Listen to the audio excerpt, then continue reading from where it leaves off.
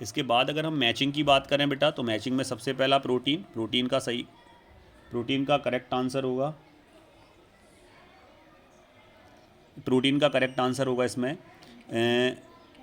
इसमें कैरेटिन, क्योंकि कैरेटिन एक प्रोटीन का टाइप्स है।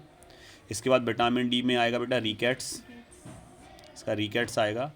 डाईएजोनियम सॉल्ट में N2Cl जाएगा। बेंजीन डाईएजोनियम क्लोराइड को ही डाईएजोनियम लवण बोलते हैं, डाईएजोनियम सॉल्ट बोलते हैं।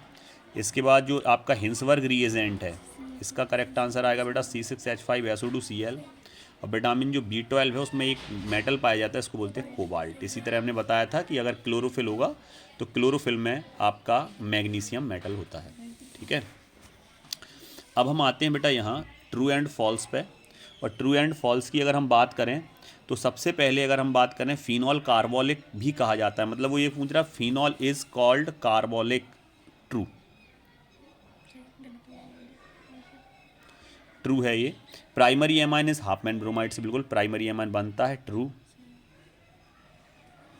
इसके बाद लिखा keratin is a globular protein, no बेटा, फाइब्रस प्रोटीन होता है, ग्लोबुलर प्रोटीन नहीं होता, इसलिए फॉल्स है। इसके बाद अगर हम बात करें ketone is prepared by Stephen reaction, बिल्कुल गलत बता रहा है, ये फॉल्स है।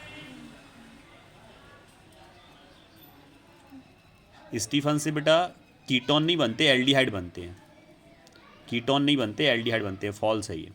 The unit of rate of reaction is mole litre inverse second inverse, true, सही है।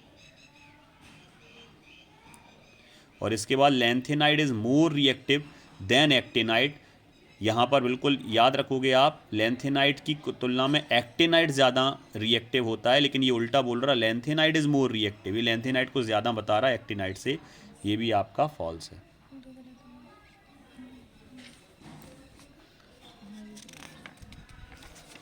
इसके बाद हम लास्ट में आते हैं बेटा अपने